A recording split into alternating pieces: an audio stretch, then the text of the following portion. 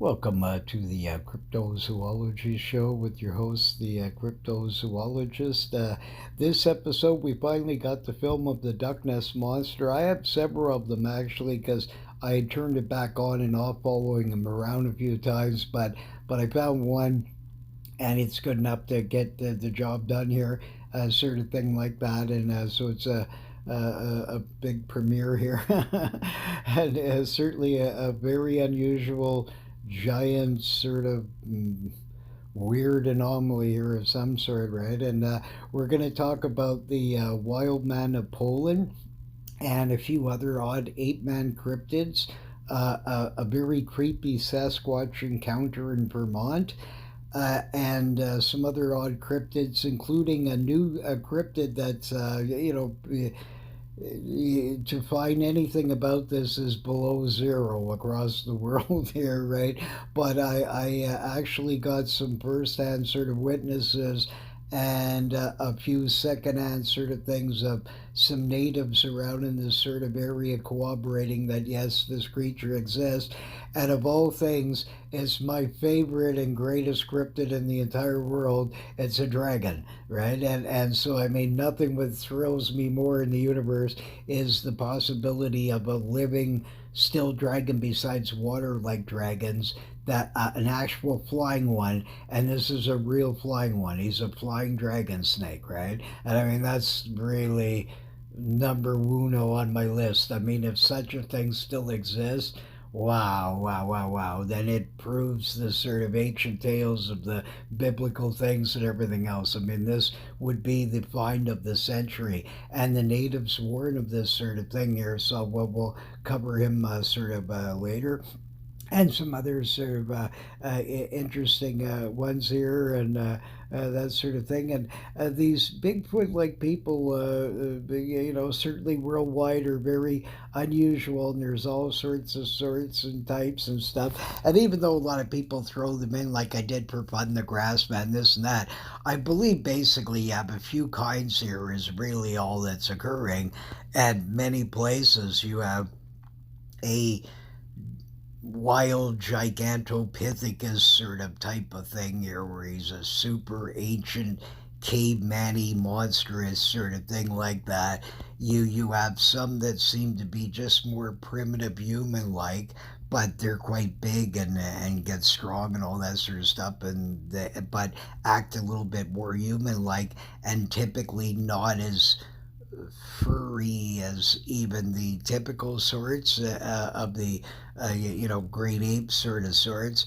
And then you have small, bigger versions, and then these rare troglodyte ancient giants, of the Solomon Islands and these kinds of things like that, these sorts. But basically, this is what we're all dealing with here. There may be a few variants in different species or whatever all mixed in here, but I mean, that's the main thing is, and again, the reason they can evade us is simply they all seem to have the same sort of habits, right? But I'm going to show you some evidence here up that was um, totally, I don't see how a scientist can argue with this. I'll show you a recent sort of find here, not massive long ago, where you have an actual giant here living in caves, another one here besides the Lovelock, that completely fits your Bigfoot sort of thing. And I mean, and this thing is dated at hundreds of years of age. It's not old, right? So I mean, that's so there's, like I said, a lot more to these things than what we could ever possibly imagine, right?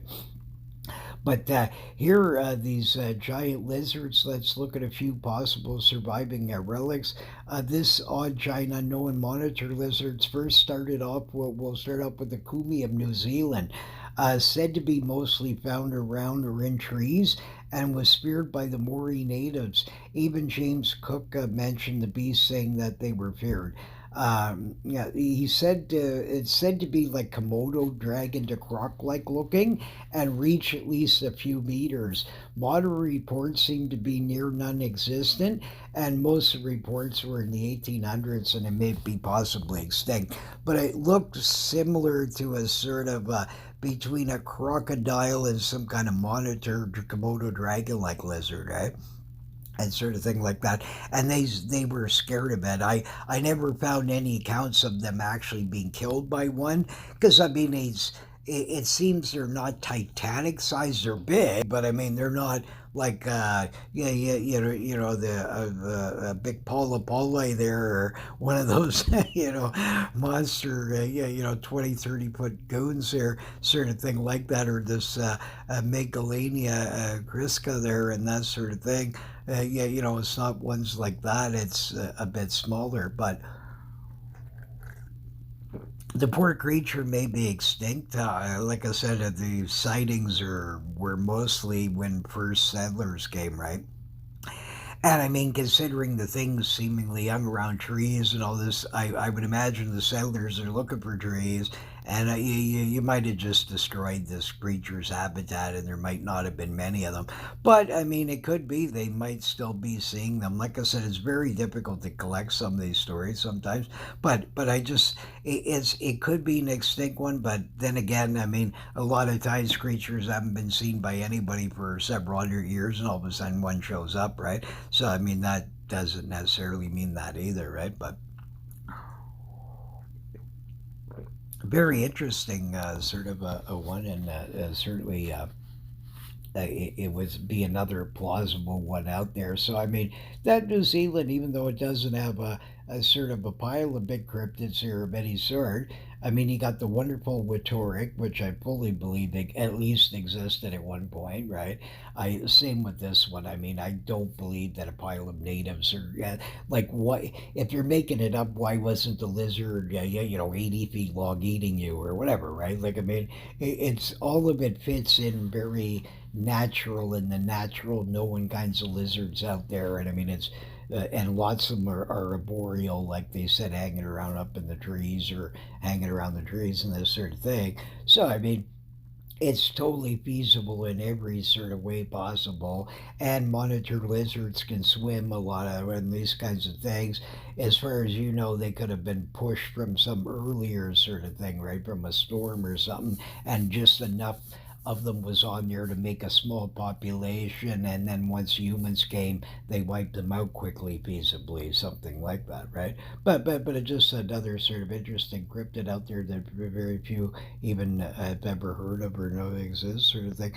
But this one's almost like a world exclusive. You can't find any sort of information about this sort of thing. There is like stories of flying snakes in a few places and stuff, but this is where you actually have in these Solomon Islands there, the Isle of, like I said, Kilauea, all these sort of these ones around there, and especially the Guadalcanal region, these natives claim that there's this sort of flying snake dragon.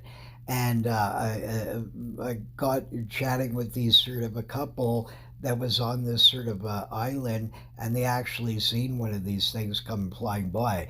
So the thing is that it seems to have like some kind of scaling on it. It comes out at night mostly. It has burning red eyes, right?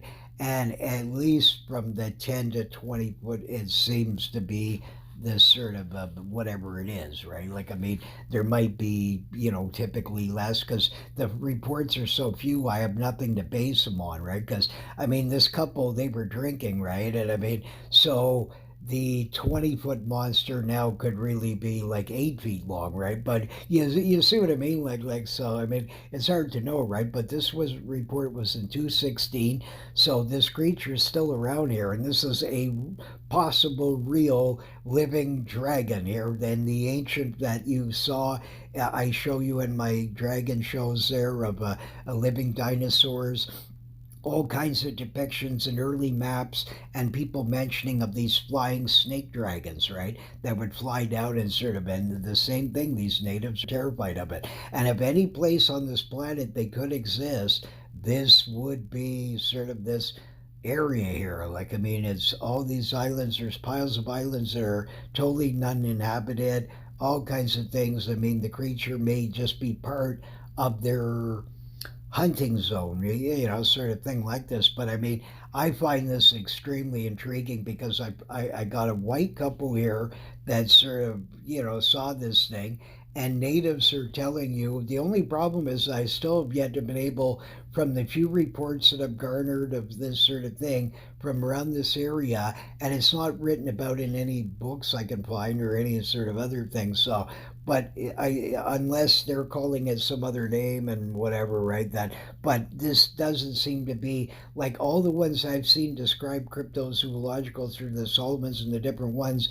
None of them are matching this dude 100%, right? But then again, like I mean, there's, yeah, 10 million sort of people out there worldwide. Maybe somebody else has some information too about this sort of thing. But nevertheless, it's certainly extremely unknown, right? Like in the lowest of cryptids you could usually sort of find, but he's got sort of typically burning red eyes, and he's got a snake totally body, but with wings like a dragon, and his face a little bit more dragonish, and he comes down and he'll sort of and they seem to fear that he might attack you and this sort of thing.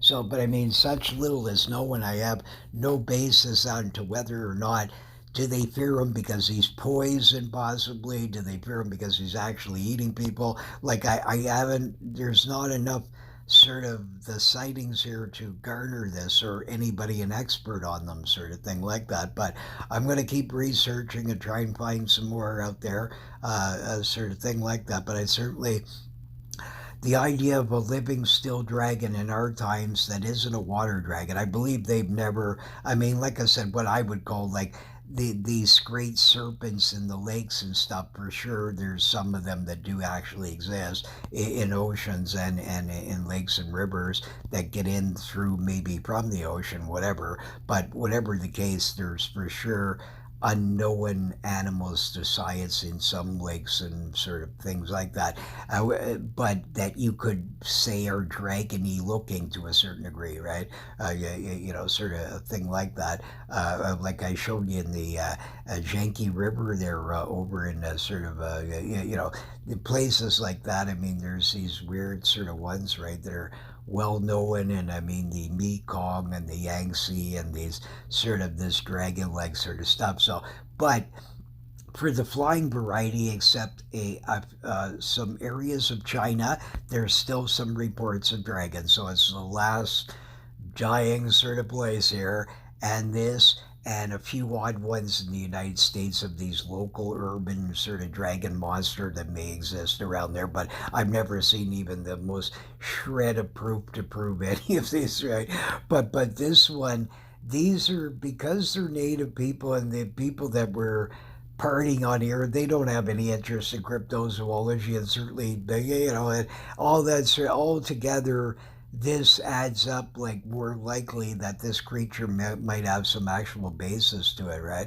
So, if you happen to see my shows, if you're from some other cryptozoological person, whatever, and you know anything about this great beast, or at least what its name would be, that would be wonderful. But anyways, I'm certainly enthralled with them anyways, and just love the idea of this sort of thing, like so whatever it may possibly be. I mean, these Solomon Islands and all this. I mean, you got the Solomon Island giants, right? So as far as you know, these dragons sort of creature, because they say he comes out at night from the mountains, right? So again, he may, like these other sort of animals, are living in deep cavernous systems, and he actually really could be one of these great flying snake dragons that existed in the past, like apparently at a huge range. But in a place like this, they could survive. See, think about that. Like, in the European market and everything, any one of these flying by, right? I mean, there would be the earliest people with muskets or bow and arrows, anything. They would sort of either run for their life scared. The odd one would be like me and just be in awe of it and wouldn't want to harm it. But a vast majority of them would be feared of it and would want to shoot at it. And just because they made the legends that dragons' scales were impenetrable, I mean, they might have been tough, but probably a guy with a really good sort of bow and arrow here, yeah, yeah, you know what I mean, to be able to sort of do something, right? And because they might have, it seems dragons lived a long time, so they're a longer sort of a living sort of a thing.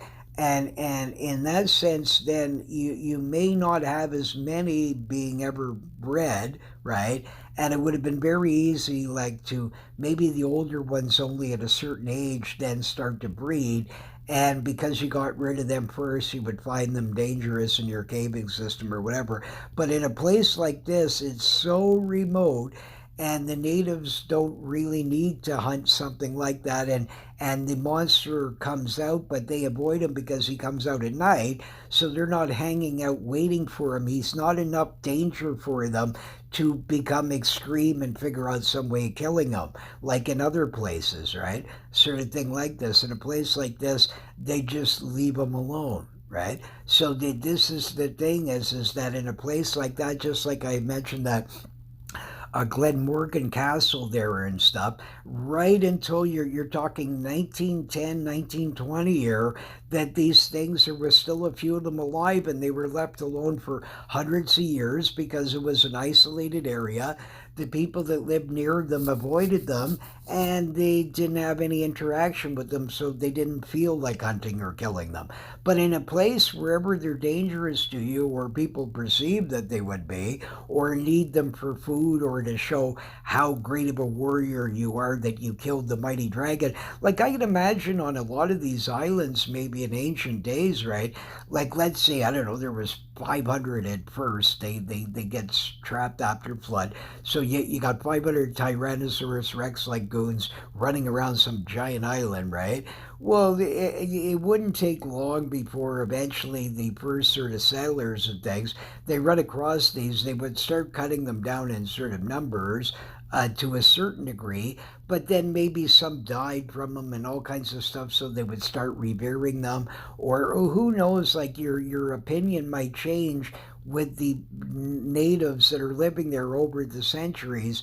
And so maybe at first they hunt them, but then later on they sort of revere them and leave them alone. And that's why there's a few left, right? Or these kinds of things. Or they were in low enough numbers now that they're not being a threat to them anymore, so they leave them alone, right? So these are just things to think about. But I mean, here you have a flying snake dragon, right? Like, I mean, this is would be the greatest find in the entire world. You're talking like, I would love nothing better than to put one on every skeptic's sort of head and have it staring down at them and staring at friendly. I mean, this would be the most greatest thrill to me, way more than Bigfoot, because this is even harder to believe in. I mean, Bigfoot's one thing; it's wild humans and apes that are very smart. They come out at night, they know how to avoid us, and they hide in caves. It's very feasible that ones could evade you. But a flying dragon sort of thing like this is now in another sort of realm of, you know what I mean, a long time ago, where nobody can believe in today's modern times that such a thing could still be existing. Yet here are these stories. So you couldn't have anybody more thrilled with the idea of that such a thing could still possibly exist than me. I mean, I totally love dragons. Right? So any sort of one that I can find. There's other islands around this sort of region. There's another one.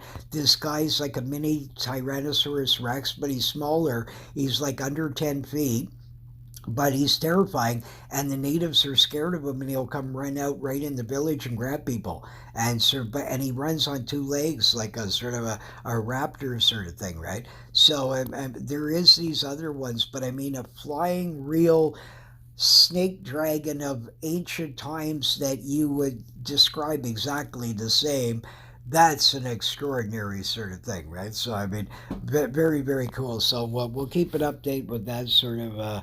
If I can find any more sort of information over the sort of stuff, well, certainly I'll keep us informed of that. If anything more I can find about them. Here, a troll giant of Ecuador. Here's actual proof of a Bigfoot-like thing already here in Ecuador, 213. A huge female skull was found in Salam. The researchers looking at the skull dated it at 600 years of age. So, 600 years ago, a 7 foot 4 inch tall monster lady, Mrs. Bigfoot, just like the Patterson lady, was hanging out and living in a cave here out in the Ecuadorian sort of forest, right? 600 years ago. this is what they're sort of. So I mean, as far as I know, that it could have been 100 years ago, right? Like it's yeah, yeah, so but nevertheless, this is not a fossil now or some ancient caveman. This is hundreds of years ago. And since we still have these reports today of these giants, and they're still telling you the same thing, and you actually have a fresh sort of thing here, and she's 7 foot 4 inches, and then since then they found a bunch of other skeletons ranging in size from 7 to 8 feet tall. So they're only hundreds of years old. They match the size and the sort of description and modern accounts of giant hairy trolls that still live in Ecuador that people still see. It matches all up like a trillion% here, like every sort of thing. And before that, in the region, there was some even bigger found. There was one that the guy found when it was 25 feet tall, reported.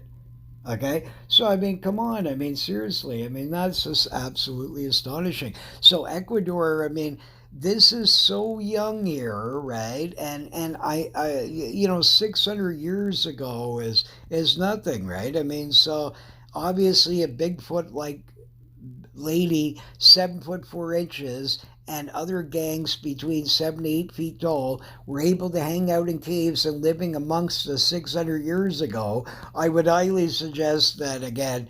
Bigfoot is real. I mean, this again is another clear example of you're finding giant skulls. They're only hundreds of years old. The natives tell you that giant troll hairy beasts lived in the caves, right? And they come down and attack you, and this exactly the same stories, all this sort of stuff. Dun, da, da, da, duh. Scientists, you have a giant skulls and bones, and you find them right in a spot of exactly, they're matching your Bigfoot size wise. They matches sort of all the sort of things about him. And he's only hundreds of years old. So if he's only hundreds of years old, obviously ones could still be around today, right? So I mean, this is to me like a very high evidential thing that no matter what you want to call it, a wild people, whatever, right? Like Astropithecus or Rumpithecus or whatever ridiculous name you want to call them. The bottom line, he's a human-like to ape-like sort of hairy dudes that are living in your caves here. They're only hundreds of years old. So, again, this proves that the people told you the truth, that they actually did see 6, 7, 8 foot tall sort of monsters in the past, right? And these natives did really sort of kill them. And there's all kinds of 5 zillion skeletons, but at least the ones in the past, they might have said, oh, we presume they're thousands of years old, but they wouldn't know this because they didn't have the proper testing equipment. But now they do, and here you're finding somebody only 600 years of age. That 100% proves that in our sort of times, right, that our early ancestors over in Europe and other places, if they had been walking around this Ecuadorian forest, sort of thing like that, they would have seen a Bigfoot dude. So again, I mean, seriously. So if he can exist in the Lovelock Caves, if he can exist in Ecuador, he can exist in other places. These things are real, and that's the bottom line, right? So, yeah, I mean, I don't see how anybody could argue with this. I mean, you're just saying, well, how, you can't prove it's Sasquatch. Well, I don't need to prove it's Sasquatch. What Sasquatch is if you listen to the 10,000 reports over 6,000 years, is of an ape-like creature on the low end of 4 feet tall, right? To 10, 12 feet tall. So what between 4 to 12 feet tall and typically 7 to 8 feet tall. Okay. And he usually has like 14 to 20-inch tracks, somewhere in that sort of range. And he's a big giant and he's furry, and sometimes he has clubs with him and things. Exactly the same thing that you were finding in the cave. And you can see that he's hundreds of years old. So, how anybody can claim that that isn't a partial, at least, explanation of Bigfoot is ridiculous because you obviously these people were seen in the past, these wild ape people walking out of a cave, and the natives know about them. They see them once in a while, these trolls, they call them, right? So, again, it's the same thing. He's a Bigfoot sort of creature here, right? And I mean, so it doesn't matter whether he's the same one as the Patterson film. It just proves that the same things can exist. So whether it's the Patterson lady, whether she's a gigantopithecus or a wild human hairy lady, these same things are occurring all over the place, and we already have now several good examples of bones that are not very old that prove in our modern times, what I would call modern, let's say the last 1,000 years, that sort of a Bigfootish sort of thing, a Bigfootish sort of thing would uh, is being responsible here, that actually really did exist, and it wasn't an imagination. They didn't see the boogeyman in the forest. These are real physical evidence, right? So again, that is Bigfoot. Bigfoot, to some of the reports, not everyone. Some are a gorilla-like thing and other things, but however, some of them are certainly that, and they fit 100%, 7, 8, 10 feet tall. Quite often they got red fur, they got this and that, exactly like any Bigfoot in the universe, right? So, sorry to tell any sort of the skeptic there. I mean, really, scientifically, you do have proof that a giant 7 foot monsters live in caves, and quite often they're furry, and they fit every description in the universe of a Bigfoot, right? So whether you want to, call him a human or this and that, or mad that he's not the gigantopithecus one you want him to be, or whatever, he still explains a lot of the Bigfoot-like phenomena, right? Because for sure, some of the reports have to be true. They really did see these guys because we now find their skulls and everything and corroborates their stories, right? But even their behaviors, right? Sort of thing like that. So next we'll be going on here with my buddy, the Duckness monster. So anyways, this is sort of a real fun sort of a one here, and he's extremely sort of interesting, right? So sort of thing like that. So we'll cover him and sort of a thing like this. But I just find this, whatever he was super titanic. I don't know if you can see these benches over there, but you can even sort of line up the height of this sort of like, I mean, this dude was Titanic, way bigger than any duck in the universe, yet he had completely duck feet and sort of and behaves like a duck and walks like a duck, except also seemingly other sort of maybe a geese mixture or some weird thing. So whatever he was, he's certainly one of a kind. So you can watch him there next in action, waddling away. So stay tuned here for a buddy, and then we'll get back to some more sort of other unusual cryptids here. Hi, folks. Here we're going to finally, I've been talking about this for quite some time, and I was able to get one of the films. I actually have several of him, but this is one of the shorter ones. And this is the mighty Duckness monster, so it's a world premiere here. So I have no idea. But whatever this creature was, this bizarre bird, he was some kind of mixture of something or other, right? So, anyways, but um, it's a very interesting sort of film, and what I'd forgotten to mention you because I'm being recorded as I was filming them, and this sort of thing is his feet was bright orange, and there's geese all over the place. They have dark feet, and they don't, and they're way less in width. Ducks have a sort of a wider sort of a span to their feet, and this guy had the most amazing giant orange feet you ever seen, right? So, anyways, whatever this Duckness monster was, he's out there, or she, or whatever it was, right? But interesting sort of a thing. So, and certainly a cute sort of but the size of it is amazing here. You can see I don't know if you can see that, but there's actual ducks there swimming, and they look like a microscopic mouse compared to this thing, right? Like that's how big he was like bigger than the big fat geese that were walking around in there. Just his neck seemed to be a bit more shorter, like duck wise, a little bit, sort of like. So whatever this thing was, I'm sure some ornithologists could tell me it's part duck, part goose, part something or whatever. But either that or we have an unknown species of giant duck that lives amongst us. So whatever it was, you can check them out here next. But that's like I said, I seem to be extraordinarily lucky with finding the strange. So it's too bad if I was in BC right now. Within a week, I'm sure Bigfoot would be circling around me or something, right? So, anyways, stay tuned and we'll show you him next. Bye for now. Here, folks, you can see my buddy there, the giant. Well, I don't know why that did that. Okay. Anyways, we'll get him on here again. This is the most unusual sort of giant duck goose monster here. You can see him, he's all white, okay? Now look at this titanic size of this thing. You'll be able to see like later compared to like there's no such a like, okay, now look at him, look, see the duck walk?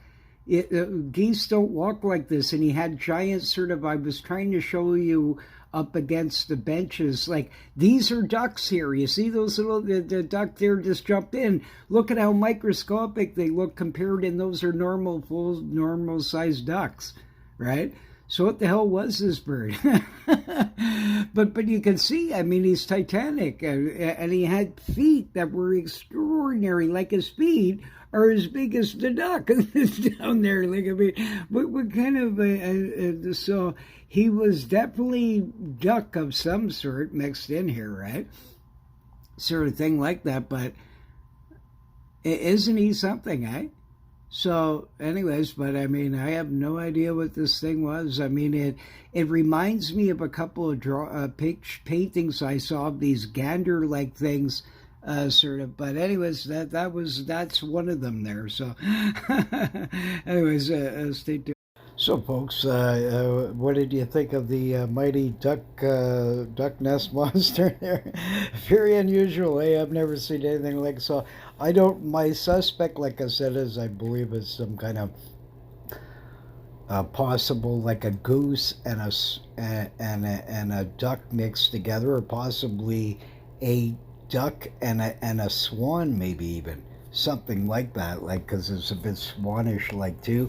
It had that funny black spot at the back there and a few other, but basically it was pretty well white. So, anyways, but it just goes to show there's there's skeptics everywhere. But here, I mean, if somebody told me they saw that, I wouldn't believe it because I mean, you see these places 10 zillion times.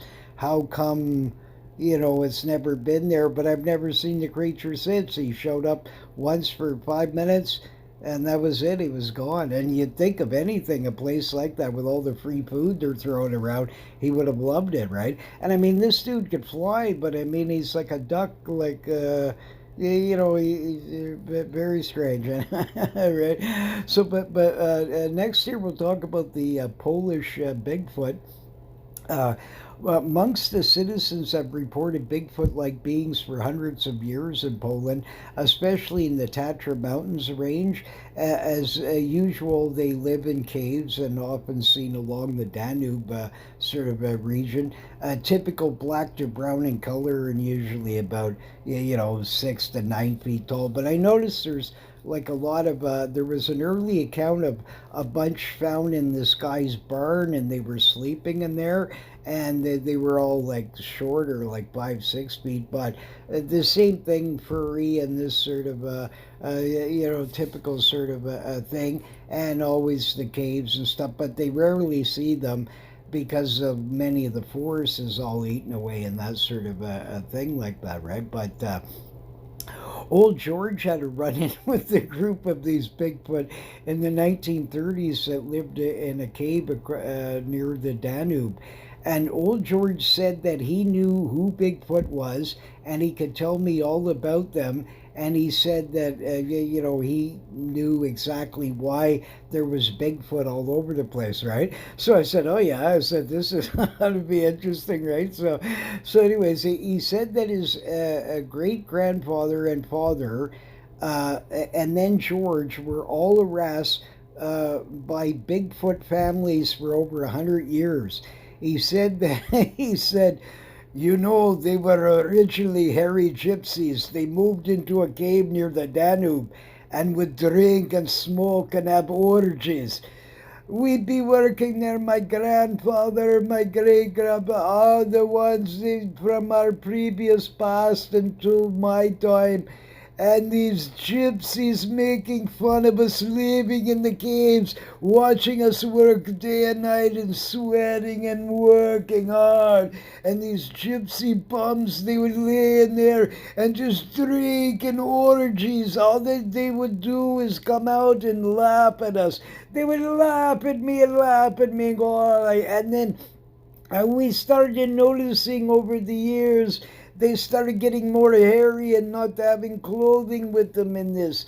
And they kept drinking and drinking and laughing at poor old George. Right, so the guy, so his thing was is that basically that somehow wild gypsies moved into the caves and to bother his great grandfather because they thought it was funny that he was working and they would come outside of the cave and laugh at him, sort of to make fun of him, the hard working guy, when they could just lay around and relax on their laurels and drink booze all day, sort of thing, right?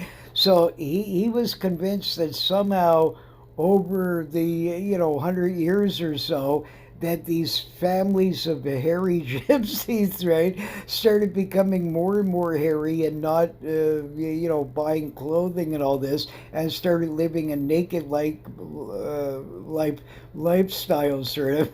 And then he said that he would see groups of them every time they would have new kids. That he would see them out there sometimes working, and he would see some of the kids coming out and they would seem to leave. He wouldn't see them later. So he was convinced that they were then spreading to other places, and he thinks that because they were normal like humans originally, right, right, that they were smart enough to travel and things, and he thinks that that's how Bigfoot has moved everywhere, but he believes that Bigfoot started in Poland. so, so there you have it. So but I mean, they're actually. I talked to this a monk fellow who actually had collected sightings around in this sort of region, and some other ones here. Another fellow I met from Serbia, and he had seen the same thing, claimed that he saw a Bigfoot-like sort of creature drinking water along the Danube, right? And this sort of thing. So this Danube seems to be the key sort of like, I guess, for, well, just like it would be here or anywhere else, they need a water supply, right? But I like that he really, because he really believes that somehow that these gypsies kept getting bigger from, laying around and not doing anything and drinking booze and too lazy to buy clothing, that somehow they turn into these big footish things. But I mean, in reality, though, that isn't probably far off in some ancient way the same idea almost, like I said, where they might have just, you know what I mean, they might have tried to escape a flood. Now the children you have are simpletons. They don't know what about mathematics anymore, or who Plato is, or anything there. And your body might want to protect itself from cold and things like that, start building more fur, and you get more muscular, and then the genes pass on and that sort of thing. So it is feasible that they are sort of like I said, at least in some cases, actual wild humans. So who knows, maybe that's the origin of Bigfoot. it's, it's that it's yeah, wild gypsies out there, and they've sort of yeah, so no offense to anybody who's a gypsy or whatever. This is what he believed, right? Sort of thing like that. So anyways, I like the idea of the poor Polish Bigfoot's in big trouble now with all that crazy stuff going on over there with Vladimir and the gang, right? I mean, not good. So our Polish Bigfoot buddy might be in trouble there, as well as he's known to be a bit, get a bit too excited there sometimes, like I mentioned on another show. Uh, he was noted to be chasing ladies around in the Tatra Mountains there, and sort of doing the odd flash at them and stuff like that, right? So keep that in mind there. So if you're up in that sort of region, besides all the war going on, there's flashing Bigfoots leaping around, this sort of thing like that. So, but very interesting. Anyways, like I mean, yeah, you know, these ones from these sort of regions. I mean, they're interesting, right? Again, I would think these are not actually like a typical sort of Bigfoot. I would think that this really is a case of wild human beings that, yeah, you know what I mean? Over time, it is true. It probably doesn't take that massively long, so many generations, and they become sort of very different, right? And it could be they just, like, they might not be the size of our typical Bigfoot. That's why they're typically smaller and that sort of thing. But it could be that they sort of, yeah, you know, this is how they or originated from this sort of thing like that. Especially if they were freaks or anything unusual about them that made them more hairy or muscular or whatever. These genes would trade on and move on to the next, right? So it's very feasible, actually, that sort of thing. It's not as impossible. So who knows? Maybe George might actually have a point to a sort of thing like that. But very interesting. Anyways, that's all I can say. I don't really like. I mean, yeah, you know, it's George was always sort of, but I just love the explanation. That's the best explanation I've ever heard of Bigfoot. That Bigfoot was really just, yeah, you know, I mean, these gypsy guys here that want to laugh at hard workers and sit in the caves and chill out and stuff like that. So I mean, it's a very bizarre theory, but pretty sort of sort of comical at the same sort. I like the idea of it, and I mean, who knows? There might be actually some truth to it. I can see that. Yeah, yeah. Yes, I could see that. So who knows? I mean, absolutely bizarre, man. A really, really but weird sort of thing. So, you know, but I mean, there is a bit of sort of validity to that in the strange sort of way, right? Like, I mean, you could see possibly that in ancient times, even the same thing, like hippies just against the man or whatever, hiding out from the Roman Empire or these kinds of things. I mean, some people can do these stuff, right? So it is feasible that even though these series and this sort of thing and is a bit weird, right? You got to admit, but I mean, there could be some little small reality. What George had said is that, you know, there might be like wild people that sort of do inhabit caving like things, and that it wouldn't take massively long for them to sort of start becoming slightly different and more sort of whatever, furry and what have you, right? So I mean, this could be a strange sort of explanation, but definitely the weirdest explanation I've ever heard of that sort of thing. So again, I mean, yeah, you know, if you're a gypsy person, fully apologize. Nothing against gypsies or whatever, but this was the story, right? But this is what he really believes, and sort of thing like that. And it's interesting, but I mean, I can't say that there might not be a little bit of validity to this in some cases, especially in the European market, where it is feasible that some of these wild people were created in this sort of way from, yeah, you know, hobos and stuff from hundreds of years ago, and they're living in the caves and they get bigger and sort of stronger over time and more furry and lose the sort of memory of general how to make clothes or all these weird things, and then they may sort of revert back to a more primitive like thing, right? So, but anyways, I like the idea of it. So who knows? so so maybe that's the case there. That in ancient times, the natives must have hallucinated Bigfoot these thousands of years, but at one point, the ancient times, George's great grandpa came over to sort of Poland and that, and they ran into the gypsies, and the gypsies turned into a Sasquatch over the sort of ages there is. So there you have it, right? So, anyways, that's a feasibility. Even though it's crazy, I do agree that it is feasible that, like I said in ancient times, that it's feasible that some of these Bigfoot like sightings are actually just wild human beings that, turn pretty wild looking, right? Sort of thing like that. But next year we'll go about my favorite buddy out of all the world's cryptids I would love to chase. This is one that I so believe in.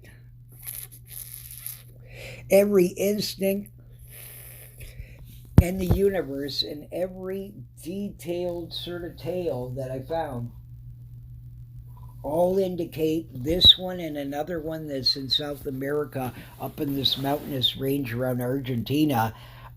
These two cryptid donkey like guys must exist in the highest probability, right? Sort of thing like this. They're small, they're not too big tall, like not even tall like a human, okay? And they're sort of extremely elusive. They're like a forest donkey, and sometimes they're found around crops and things like that where there's forests and some, yeah, guy has some kind of a plantation and he's growing something in amongst them. They like that, and they're supposedly they like apples and things like this. But they're mostly reported in the Arcazina Mountains, as well as Manarinja and southeastern Madagascar and a few other sort of places. Uh, this smaller cryptid again seems to be like a jungle donkey of some sort.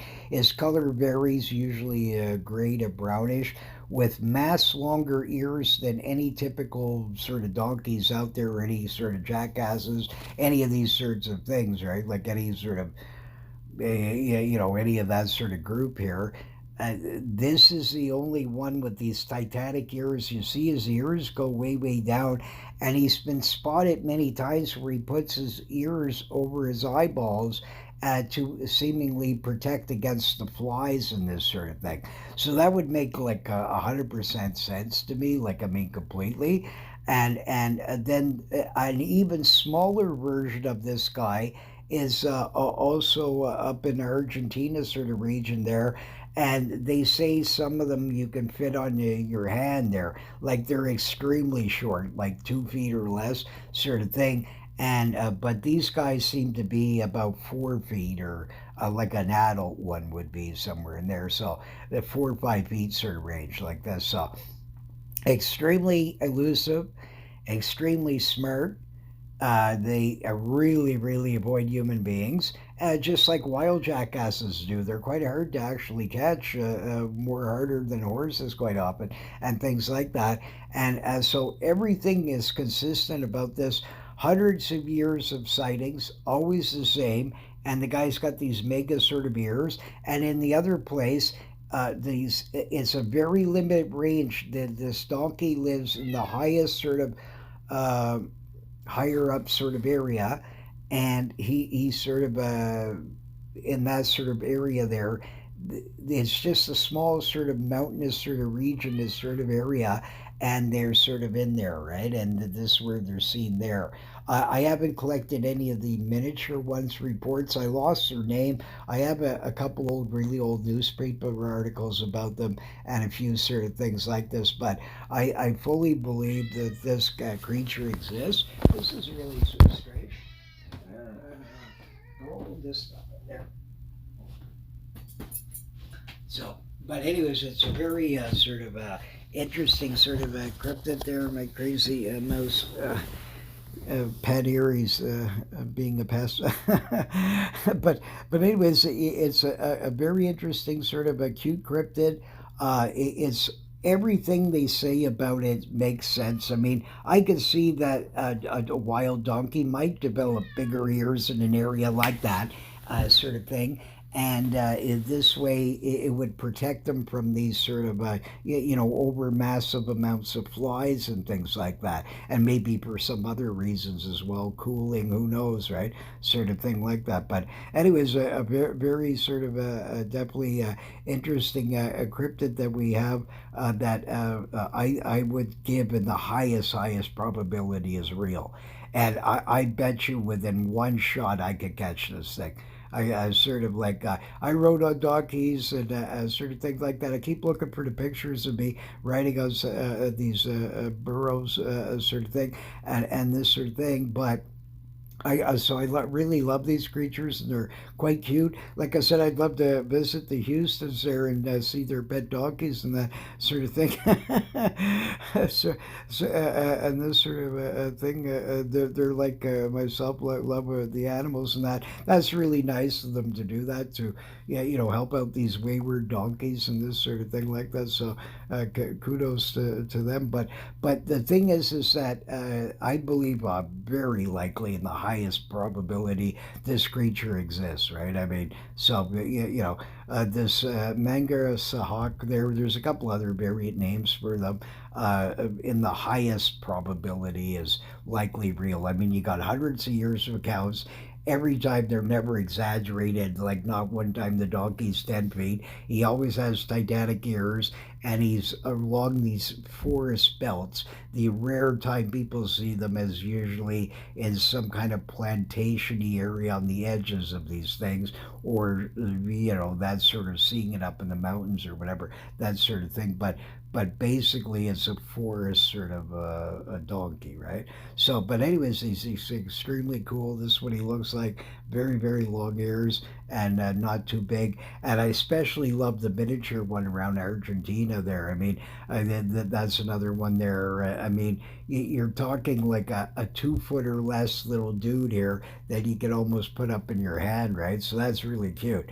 And that's a full grown ones apparently. That would be a big one, right? So anyways, another couple of interesting sort of cryptids that we have out in our world that might be in trouble with all these pollutants and all these sorts of things like that. So if you're in this sort of region, if and you ever sort of track this down, see what you can find, man, because I mean, I would love to have this thing discovered by science and protected, right? Sort of like that. So yeah, and who knows what else is floating around in that Madagascar. There still might be other sort of mysteries as well, right? There's all kinds of other cryptids there, but I especially believe in this one in the highest 99.99999%. I no question in my mind at all. I 100% good evidence that this thing creature exists, and it's not unbelievable, and it's very easy to see why they can evade you. They live in the forest.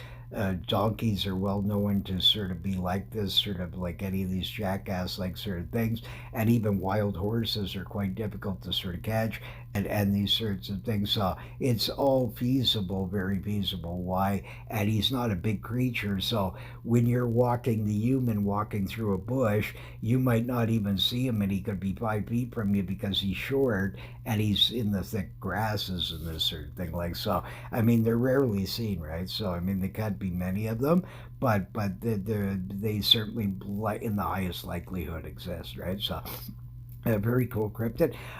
Now, here are some Texas beasts, the Odessa beasts. This is some news sort of sightings here.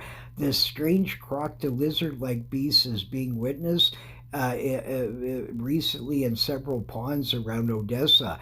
The creature is said to look like a gator, but shorter body and more pronounced ridges on its back. So very much like an alligator, lizardy sort of thing, like with the same kind of face and everything, but like a shorter like body and seemingly more like bumpy, ridgy like stuff going up on its back, right? So that I can't really. I mean, it's too hard to could have gone darn to do a drawing or something, but I mean, it would only be complete guesswork. There isn't enough sightings out here, but I just thought it was interesting that there seems to be some strange unknown cryptid floating around in some of the ponds around there. And then, of course, Big Bird. I actually have interviewed a few people that have seen these kinds of things. But besides all that, there was a whole group of teachers in the 70s that and saw Big Bird and many sightings. And here's a very recent one there in 2021 by a few witnesses. A lady, she was going to a bingo, and she saw what she thought was a small plane at first. And as it got closer, she realized that no, it wasn't. It was flapping its wings and looked like pretty well like a pterodactyl sort of thing, right? And so she told when she got to the bingo, she told the chief of police's wife, what she had saw. And then, interestingly, this chief guy had came in to sort of be talking to her of some sort, and he actually saw the same thing right around the same sort of time, right? So I mean, that's extremely interesting. So especially like you're talking like a chief here, and so, I mean, this guy's word should be considered fairly credible here, sort of thing, right?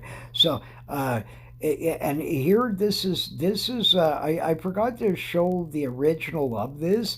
This is actually was found in an attic, and it's not a Photoshop thing. It's an actual, real, original photograph of those super old kind that they made back then, right? And it's actually sitting in this sort of album with a bunch of other things. And the family had put on it. They guessed it was a stork.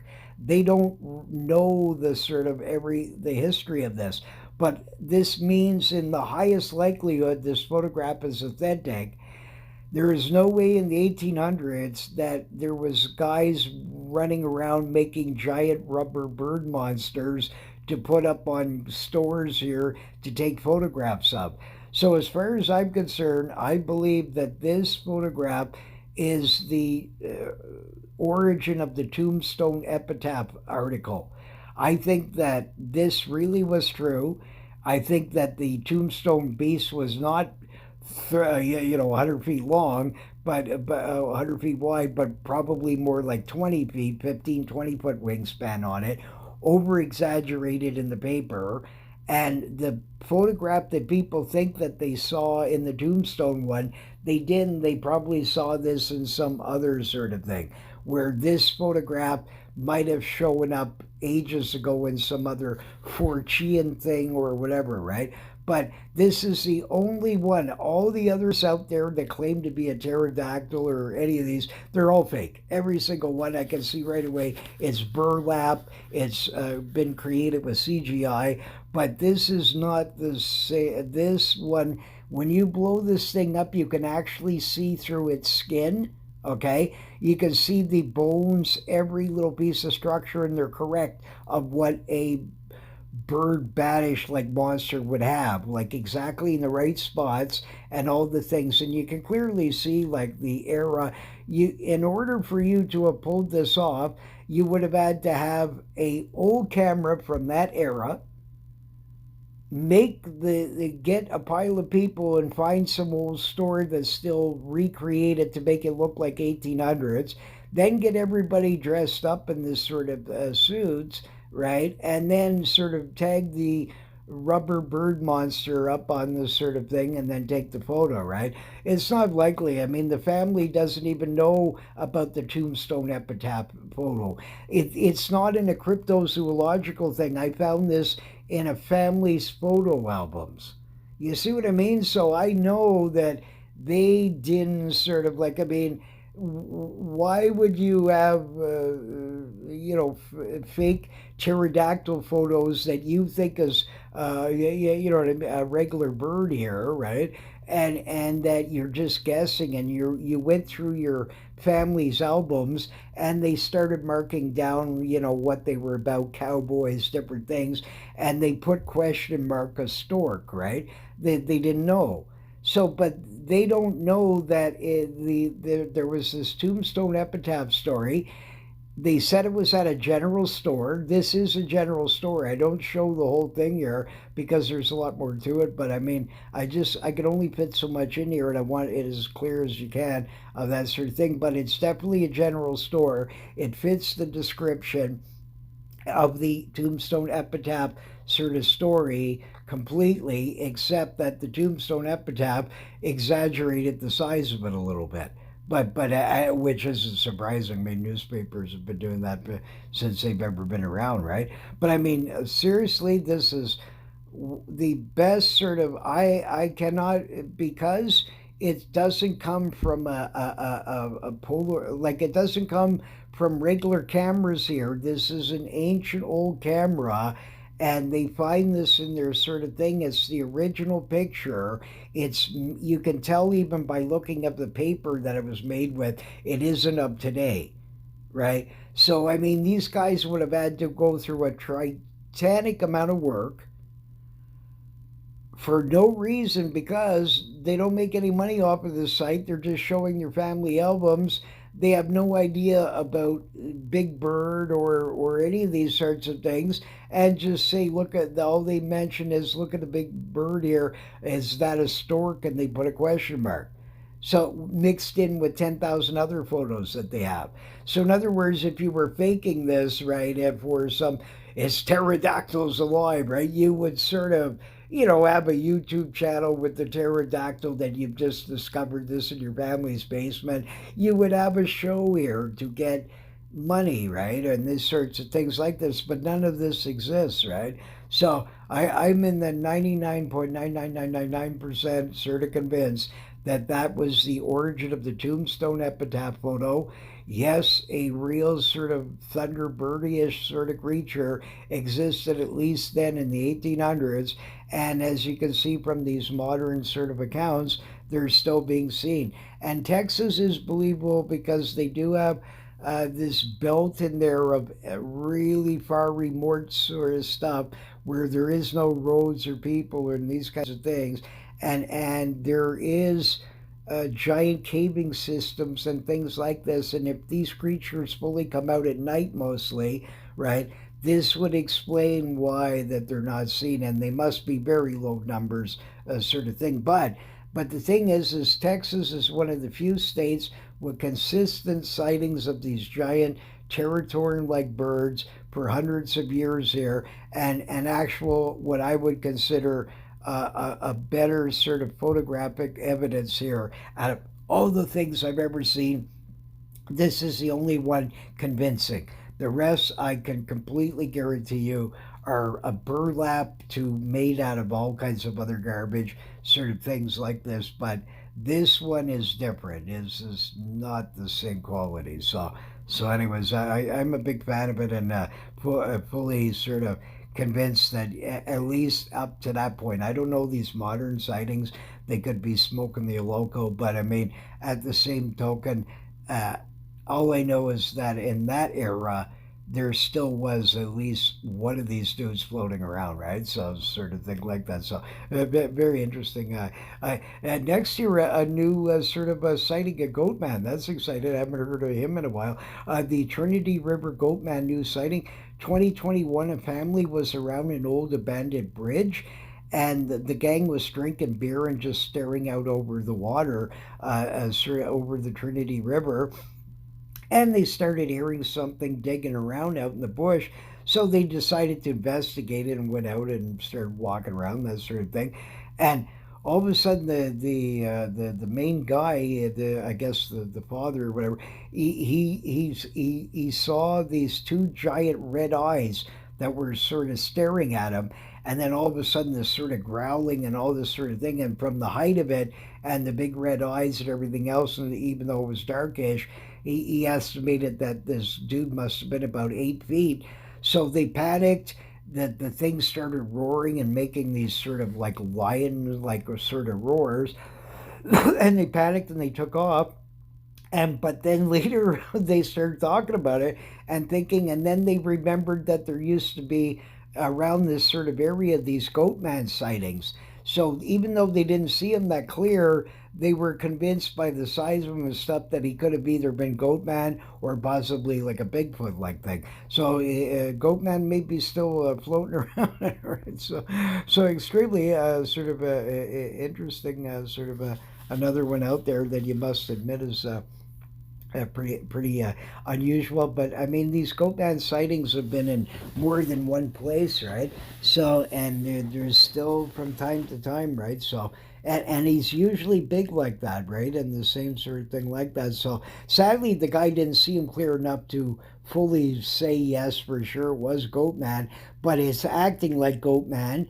It's in a spot where Goat Man was seen before around the general area.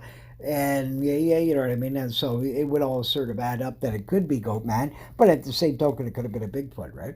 Sort of thing like that, or something else, right? Whatever. But very interesting. So just another new account.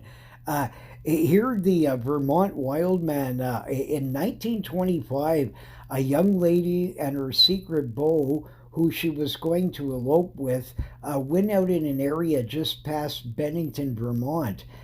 They were planning their elopement and decided to park off the main road and relax and on some lookout rocks, and they started planning and smooching and doing all the loving sort of stuff. And how when will we tell the parents later? We'll tell them after we're married, and they'll have to accept us and all that kind of stuff, right? So they were going on back and forth and smooching away and this sort of thing like that, and holding hands and all these kinds of things. And they're looking down, and through this sort of there was trees all down below them, and this sort of in this little valley like sort of thing. And this all of a sudden they started hearing these grunts and making crashes sort of like around in the sort of below them. And then all of a sudden they see out in this sort of clearing this sort of short old hairy man. I mean, the guy was completely covered full of hair, but he looked quite short to them from where they were visioning from below, like probably under sort of 5 feet. And but the guy had this sort of like a weird sort of it was like a brownish to reddish sort of color sort of fur, um, but very, very fuzzy. Like the guy was super, super thick, and he seemed to have like some kind of a beardish thing going on, right? And seemed to be of lighter color, like more like as if he was turning like an old man, silver sort of gray beard, right? Sort of thing like this. So all of a sudden, the guy, the little midget sort of Bigfoot, he grabs this rock and he throws it at them, right? And so then the couple looked up in fear and sort of and her beau told her to duck as the hairy hermit shot another one at them, and they sort of after they ducked after the first one, right? So this guy sort of kept sort of picking up rocks and sort of shit. So the couple panicked and headed back to the car. They said that they had he had a beard and looked short with large fangs, seemingly, and looked possessed with evil little red eyes, right? Sort of thing like this. So I mean, the pretty weird, but oddly they got panicked anyways, and they decided to again, this program's done something, remove some of this stuff, but they got panicked, and they decided to, instead of eloping right this second, they actually went back to the girl's parents, and sort of the guy approached and sort of they started telling them the story and that. And the parents, they were sort of older, sort of, I think they were like Dutch or Holland like people, they were somewhere from Europe anyways, sort of thing like that. They were convinced that this sort of that this was a sign, and it was actually a troll that was doing to them, and they actually seemed to believe that these trolls existed there, right? Sort of thing like that. That's what they called them, right? And they thought the parents were convinced that somehow the troll was giving them a warning not to sort of like be married and that sort of thing like this. So sadly, they didn't end up actually getting sort of married here, and so it could be that possibly a old drunken hermit guy that might not have been a Bigfoot, or or some troll, or possibly a small Sasquatch that was older, a midget Sasquatch sort of idea, sort of thing like this. Might be responsible for wrecking, a young couple in love here by shooting rocks at them. Now, oddly, a girl vanished a few years later in this same area, and they thought it could have been of the troll man that took her. right? And there's been other sort of big footish like sightings around this sort of Bennington area there. So very weird, anyways. And you know, and what I find interesting too is a lot of them are smaller than typical, right? So and again, I read you an old report, another one in Vermont. The same thing. The guy was about the same sort of size, like 4 or 5 feet on him. With a beard, so a lot of them seem to have beards and stuff like that. So I'm wondering, was this really even the same dude as some of these other reports? Because it's similar eras. I mean, the guy theoretically for sure could be alive, right? So he could have been the same one as the ones that the kids shot at, right? He could have been the same one as this sort of this couple here and sort of thing like that, and as some of these other sightings.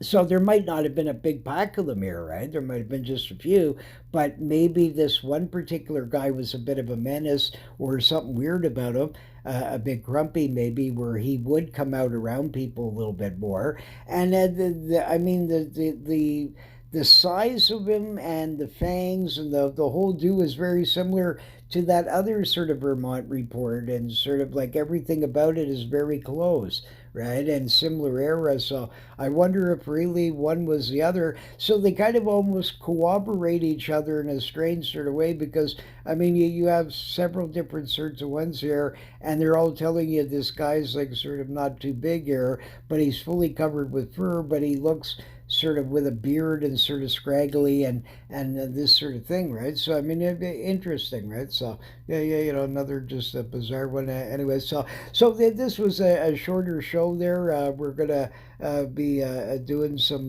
new ones here. Again, I'm trying to get somebody to take the VCR thing so we can get the Muskrat Lake Monster premiere up on there. We're going to cover some giant snakes in the lakes, and some more little Bigfoot sort of ones, and some other odds and ends on the next sort of show and things like that. So, anyways, hopefully you enjoyed this shorter one, and take care. And if you have any sightings, by all means, contact there, and let's hope that our world still continues on with all these nutty things that are going on there. So, all I can say is, yeah, you know, the Russian Bigfoot to our Bigfoot, we're all is everybody's in danger as long as these things keep continuing and we keep not acting like civilized human beings, right? And this sort of thing like this. So, but anyway, I take care and stay tuned for next show, and bye for now.